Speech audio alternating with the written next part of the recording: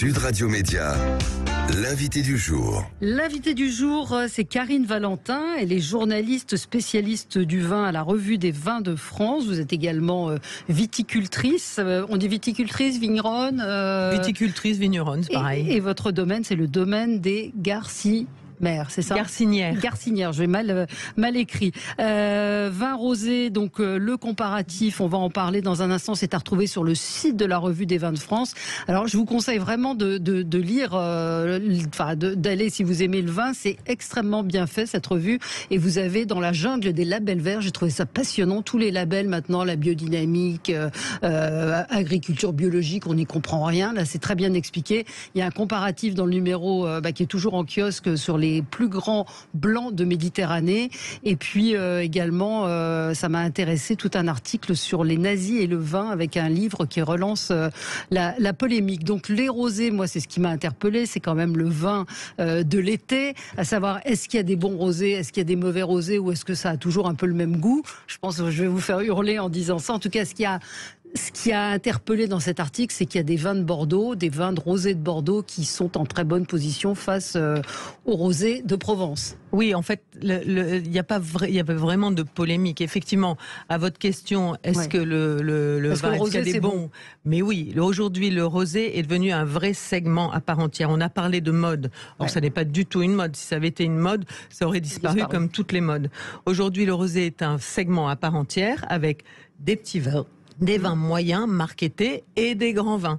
Donc c'est ce qu'on a voulu montrer un petit peu dans cette dégustation. Qu'on a fait cette dégustation, honnêtement, moi étant provençale, très chauvine, née à Marseille, je me suis dit, même pas en rêve, le rosé de Provence va dominer tout le monde. Or, il s'avère que dans cette dégustation, effectivement, sur les 10 premiers rosés qui sont arrivés premiers avec les notes du comité de dégustation de la Revue du Vin de France, il y a 2 Bordeaux qui se sont placés dans les 10 premiers, à la 4e et à la 6e place.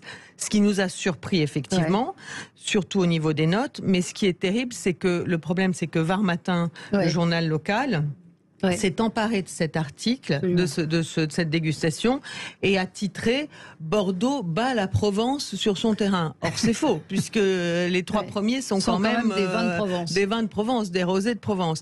Il s'avère aussi autre chose, c'est que le vin rosé est un vin qui est très compliqué, qui est facile à faire, il y a beaucoup de techniques, mais qui est très compliqué à réussir. Est-ce que c'est un mélange de raisin rouge et de raisin blanc ?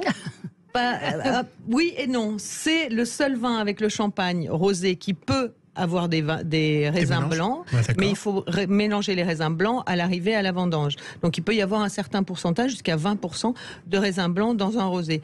Après, c'est un vin technique parce que c'est un vin qui doit respecter une couleur très particulière. Aujourd'hui, on voit que ça va du très pâle au très foncé. Très pâle au très foncé. Aujourd'hui, le consommateur veut du très pâle. C'est pas parce que le rosé est très pâle qu'il est beaucoup plus léger ou qu'il n'a pas de goût. Bien au contraire. Et c'est pas parce qu'il est très foncé qu'il aura au contraire un goût très prononcé. Qu'est-ce qui explique alors la différence de couleur ? C'est la fabrication, c'est la vinification et surtout le pressurage. Le pressurage est très important dans le rosé. C'est pour ça qu'on parle de technique. C'est ce qui donne cette couleur. Parce qu'il faut à la fois garder cette couleur rosée qui plaît au consommateur, mais conserver du gras, des arômes, de la puissance, de la fraîcheur. Et tout ça, c'est très difficile. Donc effectivement, toute cette technique fait que... C'est un vin très technique. C'est un vin technique. Et je consomme mon rosé avec modération, mais avec ou sans glaçon ? Avec sans glaçon, bien sûr que sans glaçon. Vous parlez de spécialiste de rosé, vous voulez mettre des glaçons. Ceci dit, moi, j'aime bien si vous mettez des glaçons dans votre rosé, c'est pas plus mal parce que vous buvez beaucoup d'eau en même temps. Donc du coup, ça allège. Mais parce qu'on a un problème. Mais ça reste le même degré. Mais vous savez, il y a 3 catégories de rosés aujourd'hui. Il y a les rosés tout venant, dans lesquels on peut mettre des glaçons, qu'on boit sur la plage et qui sont très bien. Il faut ce genre de rosé pour permettre aux jeunes, aux consommateurs. Moi, je préfère que le consommateur boive ce genre de rosé plutôt que de la bière. Après, il y a les rosés très marketés qu'on connaît tous. Je ne vais pas les citer ici, mais qui sont vendus aux États-Unis, dans le monde entier, qui sont très marketés, qui sont bons. Et qui ont un prix qui est correct, 15 € la bouteille, c'est un prix correct. Avec modération. Avec modération aussi. Et après, on a les grands rosés qui sont des vrais rosés de terroir. Et c'est là, sur ce terrain, que moi je me bats. Ce sont des rosés qui sont vraiment incarnés par le vigneron, qui certes font appel à la technologie, parce qu'il faut de la technologie pour le rosé, mais qui ont ce supplément d'âme et qui sont allés chercher le terroir. Ce sont ce qu'on appelle des rosés de terroir, des rosés incarnés ou des rosés de gastronomie. Donc il y a vraiment toutes les typologies. Alors j'encourage nos lecteurs évidemment à aller, nos auditeurs et vos lecteurs à aller, c'est 200 000 lecteurs pour la revue des vins de France tous les mois. Dans le palmarès, on a des Côtes de Provence qui arrivent, un Côte de Provence qui arrive en tête, qui est à une vingtaine d'euros.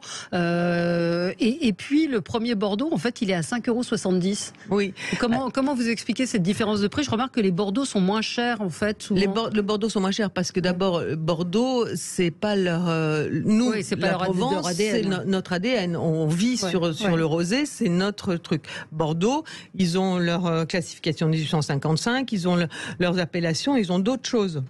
Donc effectivement, le Bordeaux de rosé n'étant pas réputé, il n'a pas vraiment de marché.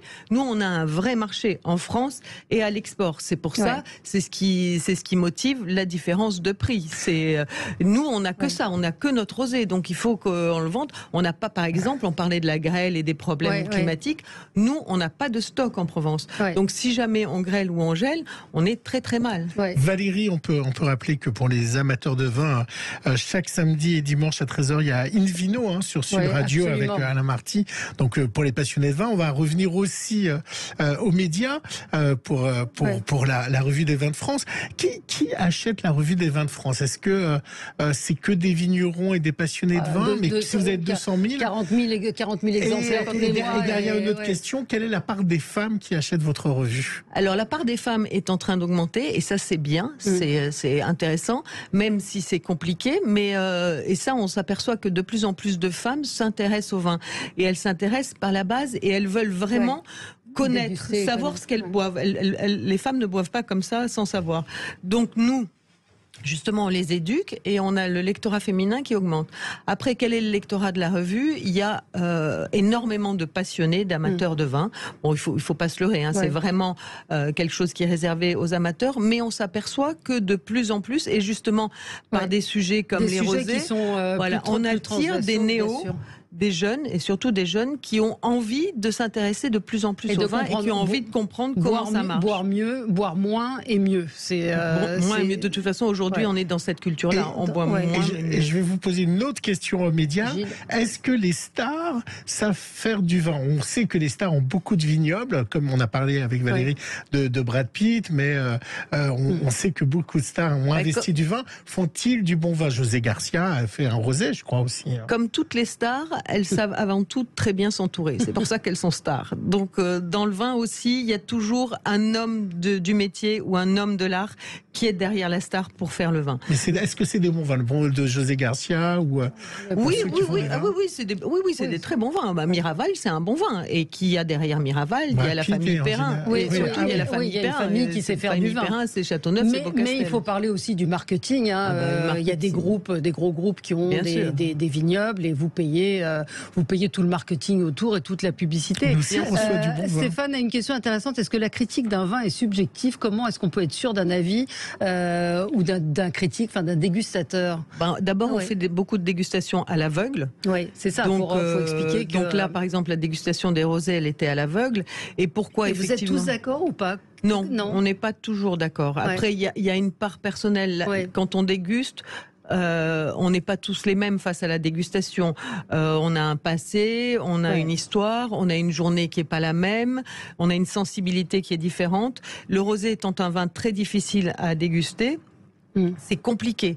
Donc il faut vraiment trouver des spécialistes qui savent déguster le rosé. Et par exemple, effectivement, il y a un vin de Bordeaux à 5 € qui est arrivé au même niveau qu'un vin à 20 €. Mais pourquoi? Parce qu'on les a dégustés à un instant T. C'était des jeunes vins 2022. Mais l'année prochaine, le Bordeaux à 5 €, il sera plus là.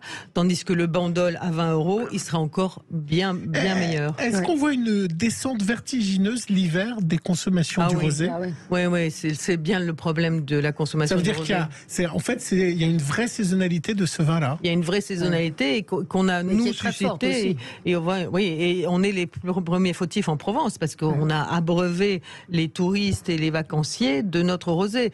Or le rosé, il peut très bien passer l'hiver. On boit bien du blanc en hiver. Pourquoi on ne boirait pas du rosé en hiver? C'est vrai, mais c'est vrai que c'est très. Mais vous en vendez beaucoup l'été aussi. C'est ce qu'il faut dire. Oui, mais la saison est plus courte. Le problème, c'est que si on n'a pas vendu au mois de juin nos rosés, c'est fini, on les vend plus, quoi. C'est compliqué. Vous en faites du Beaujolais. Non, je rigole, je vous taquine. Passionnant, en tout cas, à découvrir toujours sur le avec site. Modération. Oui, évidemment, toujours avec modération, à découvrir sur le site de la Revue des Vins de France et également, évidemment, la Revue des Vins de France en kiosque avec un nouveau numéro au mois de juillet qui sera consacré à. Alors, on fait un tour de France des vins à moins de 25 €. Super intéressant, c'est notre meilleur numéro de l'année. Bon. Et puis on s'éclate, nous on part dans le vignoble, on va dénicher les pépites, c'est vraiment notre... Super, merci. Merci Karine Valentin. Dans un instant, Jean-Jacques Bourdin. À demain.